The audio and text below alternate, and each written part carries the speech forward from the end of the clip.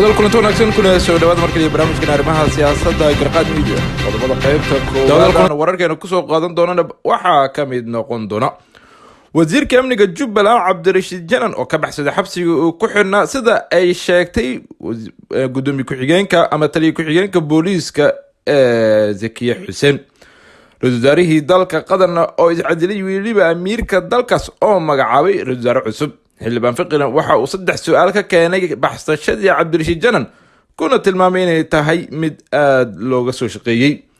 iyo waliba madaxweynaha maamulka Koonfur Galbeed lafta gareen oo amro culus dul dhigay shirkadaha shidaalka iyo waliba kuwa macdanta kuwaas oo dhawaan ay shatiyadooda bixin doonto dowladda dhexe federaalka Soomaaliya qodobadaas iyo waliba qodobo kale ayaan barnaamijkeena qaybta koowaad maanta ku soo qaadan doona kuna faahfaahin doona aanu ku bilownay faahfaahinta taliye ku-xigeenka booliiska Soomaaliya Zakiya Xuseen ayaa waxay goordhow shaacisay in wasiirka amniga Jubbaland Cabdirashiid Xasan Janan uu ka baxsaday xabsiga uu ku xirnaa qoraal ay soo dhigtay barteeda Twitterka ayay ku sheegtay in hay'adaha amniga ay ku raajoogaan Cabdirashiid Janan oo ka baxsaday halkii uu ku xirnaa lama oga halkuu ku xirnaa Cabdirashiid Janan inkastoo warar soo baxay ay sheegeen in lagu xiray xarunta qaybta guud ee gobolka booliiska ee gobolka Banaadir waxa ay ugu baaqday shacabka inay soo sheegaan haddii ay arkaan iyadoo xustay inay yahay dambiilo loo haysto dambiyo kala duwan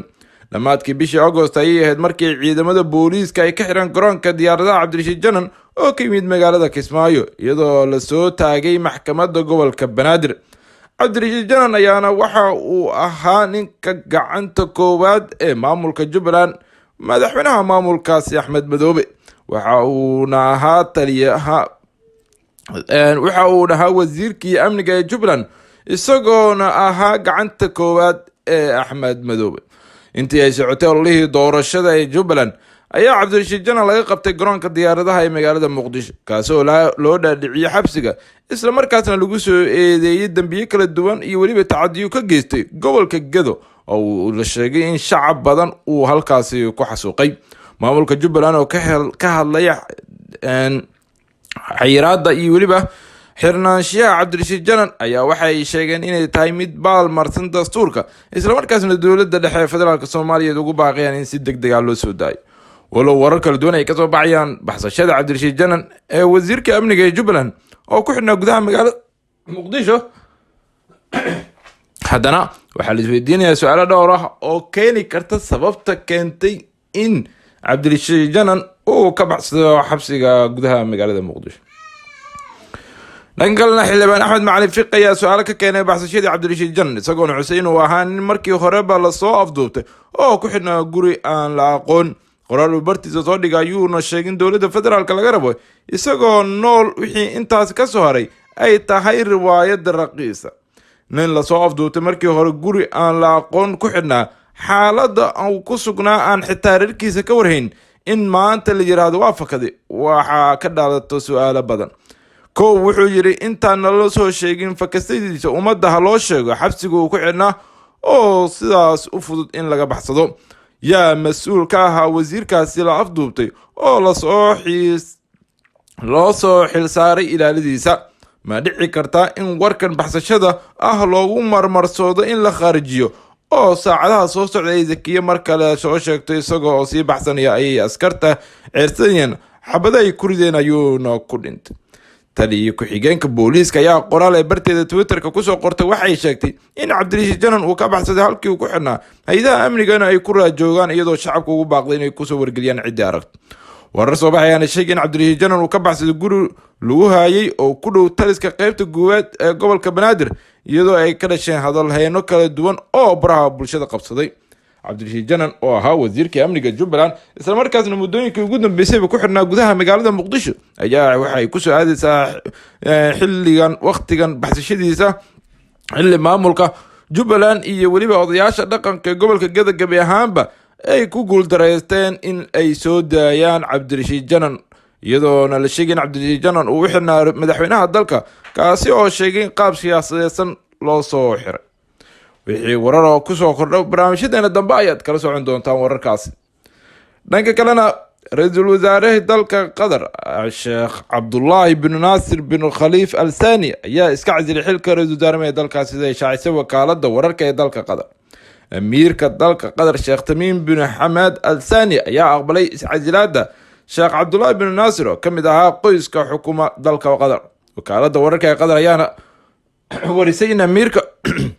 uu magacaabay sheekh khaalid bin khaliifa bin cabdilcasiis al thani inuu noqdo ra-iisul wasaaraha cusub ee qatar. ra-iisul wasaaraha iscasilay sheekh cabdullaahi bin naasir al thani ayaa ahaa 61 sano jir.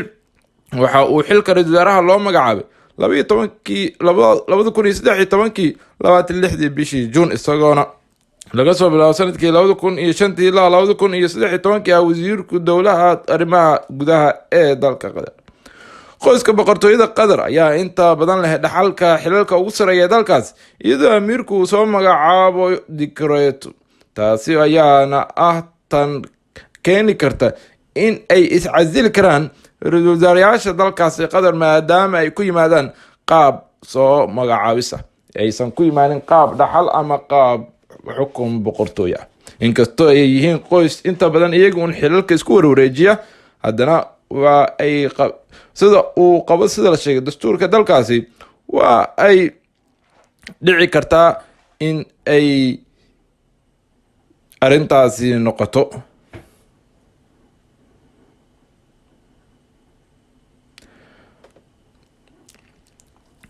dhanka kalena wasaaradda batroolka iyo macdanta ee dowlad goboleedka koonfur galbeed ee Soomaaliya ayaa ku wargelisay dhammaanba shirkadaha shidaalka iyo macdanta inay iska soo diiwaangeliyaan wasaaraddaasi. qoraal ka soo baxay wasaaradda batroolka koonfur galbeed karaana wasiirka wasaaraddaasi maxamed cabdiraxmaan nuur ayaa lagu sheegay in cid alaalay ciddii aan u hoggaansamin amarka laga qaadi doono tallaabo waafaqsan sharciga. qoraalkan soo baxay ayaa lagu sheegay in dhammaanba laga doonayo in shirkadahaasi sida ugu dhaqsiyaha badan ay isku soo diiwaangeliyaan islamarkaasna ay yimaadaan xarunta wasaaradda si loo diiwaangeliyo. arrintan ayaana kusoo aadeysa xilli dowladda dhexe ee federaalk Soomaaliya ay bilowday bixinta shatiyada ay ka siinayso shirkadaha caalamiga kuwaas oo shidaal ka baari karo gudaha dalka, iyo sidoo kale inay baari karaan macdanta iyo weliba waxyaabo kale. ugu dambeyn Ethiopia ayaa lagu arkay 4 qof oo looga shakisan yahay inay qabaan caabuqa ka dilaacay gudaha dalka Shiinaha. arrintan ayaana waxa ay dhalisay hadalheeno badan iyo sidoo kale in ay ka hadlaan qaar ka mid ah wasaaradaha ugu sareeya ee dalkaasi. 40 qof oo looga shakisan yahay inay qabaan caabuqa chronic ee ka dilaacay Shiinaha ayaa lagu arkay gudaha dalka Ethiopia sidoo kusoo warmay wariyo ku sugan gudaha dalkaas. 40 qof ayaana lagu karantiilay gudaha magaalada caasimadda ah ee Addis Ababa.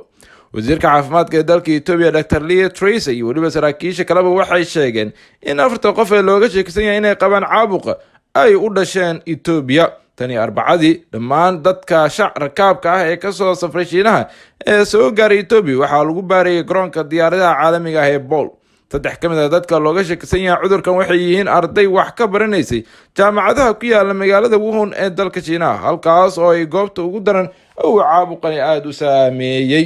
saraakiisha caafimaadka waxay sheegeen in dadkani dhiigooda loo diri doono Koonfur Afrika si baaritaano loogu soo sameeyo, taasi oo keeni karto in waqti badan uu qaato in si dhaqsiyaha loo gaaro dadkan cudurka ku dhacay.